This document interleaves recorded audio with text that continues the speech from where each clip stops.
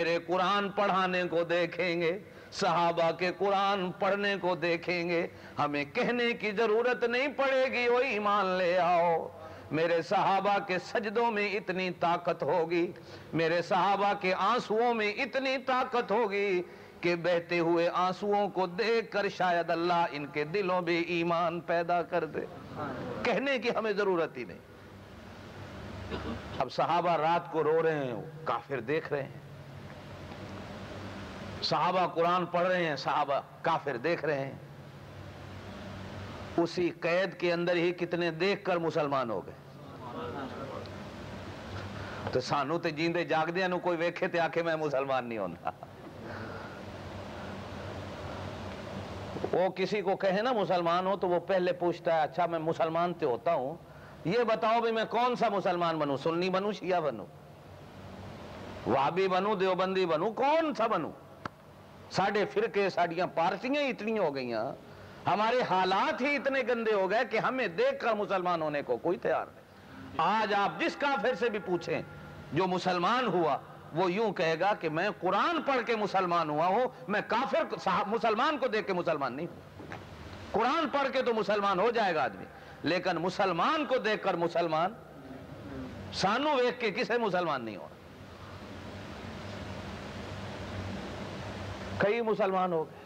اب تیسرے دن حضور صلی اللہ علیہ وسلم نے صحابہ کو بلایا، مسجد نبی کے اندر میٹنگ ہوئی کہ جو تو مسلمان ہو گئے چھوڑ دیتے ہیں، اب جو باقی بچ گئے ان کا کیا کریں؟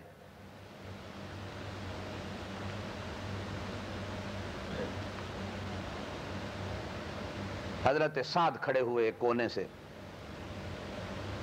یا رسول اللہ صلی اللہ علیہ وسلم، مشورہ تسی منگیا تے مشورہ دینا عبادت ہے، ناراض بھی نہیں ہونا، ہم مشورہ دے رہے ہیں۔ میرا مشورہ یہ ہے کہ انہوں رعا نہ کرو، ان کو قتل کر دیا جائے۔ اللہ کے نبی نے حضرت علی سے پوچھا علی تم کھڑے ہو، حضرت علی نے کہا یا رسول اللہ میرا مشورہ یہ ہے کہ ان کو کچھ پیسے لے کے چھوڑ دیا جائے۔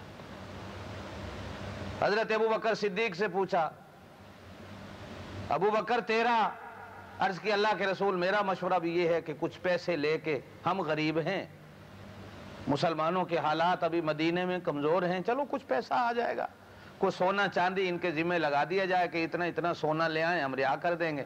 چلتے چلتے آخر میں حضرت عمر بیٹھے ہوئے تھے، اللہ کے نبی نے کہا میرا عمر تو مشورہ دے، تلوار نکال کے کھڑے ہو کے کہنے لگے اللہ کے رسول میرا تو مشورہ یہ ہے، اے میرا رشتہ دار ہے، اے مینوں دیو نا تے میں ایدی گردن وڈا، تے اے عقیل حضرت علی دا وڈا بھائی ہے، اے علی دے حوالے کرو، اے ابو بکر صدیق دا پتر ہے، فلانا رشتہ دار ہے، اے دے حوالے کرو، اے فلانا فلانا یا رسول اللہ اینا بے ایماناں نو جیندیاں نہ چھوڑو، ہونے ہی تلوار چلاؤ، اینا کل پھر مدینے تے حملہ کرنا ہے، سانو جین نہیں دینا، انہوں نے مسلمانوں کو سکھ سے نہیں بیٹھنے دینا۔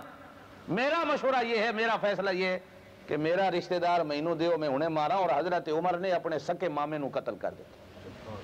اللہ کے نبی آپ کا دشمن۔ حضور علیہ السلام نے سب کا مشورہ سن کر کہا اب میرا مشورہ بھی سنو، میں امیر ہوں، فیصلہ میں کرتا ہوں۔ صحابہ خاموش ہوئے تو حضور صلی اللہ علیہ وسلم نے کیا فرمایا؟ فرمایا میرا مشورہ ابو بکر صدیق اور علی کے ساتھ ہے، اے قیدیو ادھر آؤ، اتنا اتنا سونا لے آؤ، اتنی اتنی چاندی لے آؤ، اتنے اتنے پیسے لے آؤ، تمہیں رہا کر دیں گے۔ ہائے ہائے ہائے، اللہ کے نبی کے کہنے کی دیر تھی، جبریل آ گیا۔ سورہ توبہ 10ویں سپارے کا 4تھا رکوع ہے۔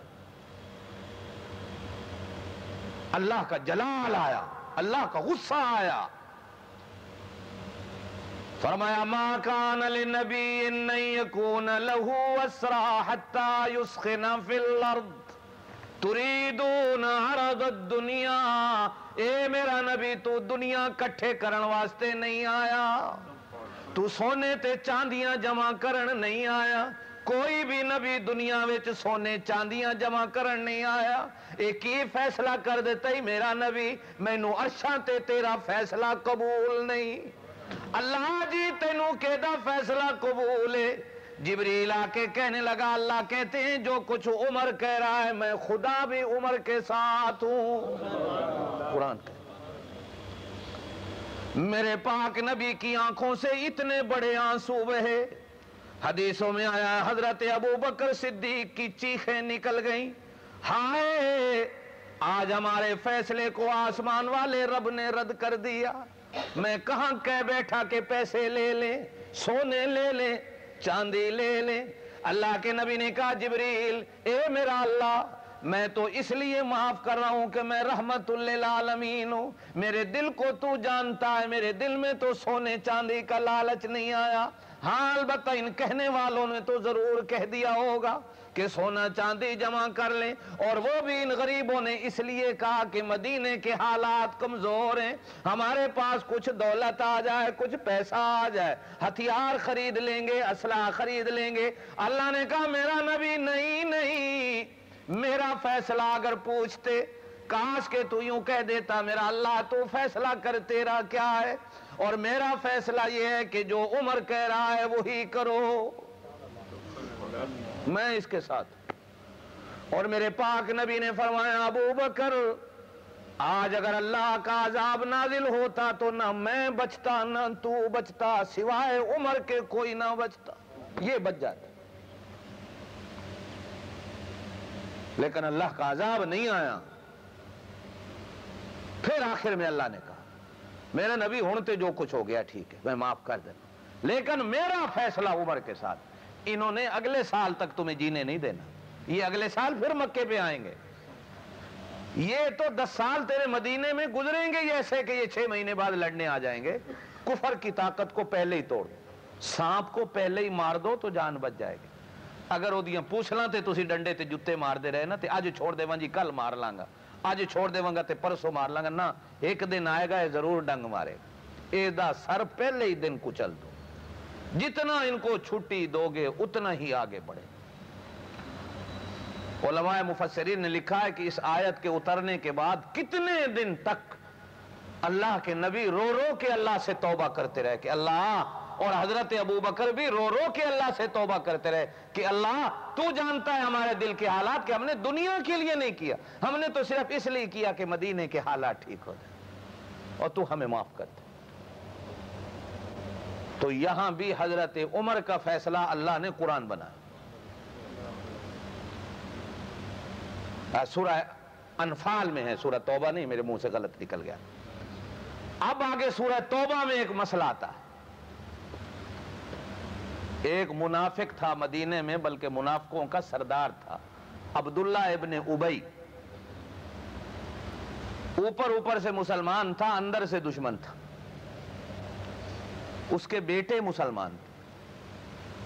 عبداللہ ابن ابی بیمار ہو گیا. حضور علیہ الصلوۃ والسلام ایک دن اسے پوچھنے چلے تو وہ کہنے لگا اللہ کے رسول میرا دل کرتا ہے کہ میں اگر مر جاؤں تو میری نماز جنازہ آپ پڑھا. حضور صلی اللہ علیہ وسلم نے فرمایا ٹھیک ہے میں پڑھا دوں. جیسے ہی حضور صلی اللہ علیہ وسلم یہ کہہ کے اس کو پوچھ کے گھر سے نکلے، پیچھے اس نے اپنے بیٹے بھگائے کہ حضور علیہ الصلوۃ والسلام سے جا کر کہو کہ اپنا ایک کرتا مبارک مجھے دے دیں اترا ہوا، تاکہ وہ مجھے کفن میں دے دیا جائے. حضور علیہ الصلوۃ والسلام نے اترا ہوا ایک کرتا بھی دے دیا کہ چلو کوئی بات نہیں اس کو کفن میں دے دے. رحمت کا تقاضا تھا، حضور نے دے دیا. اب جب وہ مرا تو حضور علیہ الصلوۃ والسلام اپنے وعدے کے مطابق اس کی نماز جنازہ پڑھانے کے لیے گھر سے نکلے. یہ قرآن میں. حضرت عمر راستے میں مل گئے. یا رسول اللہ کہاں جا رہے ہیں؟ ارشاد فرمایا عمر وہ عبداللہ ابن ابی مر گیا ہے تو میں جنازہ پڑھانے جا رہا ہوں.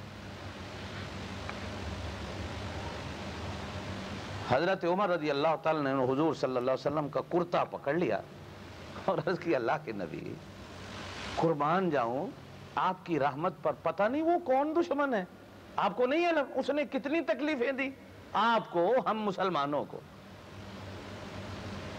آپ اس کی بابا بیٹھ جاؤ بھائی بچوں کہیں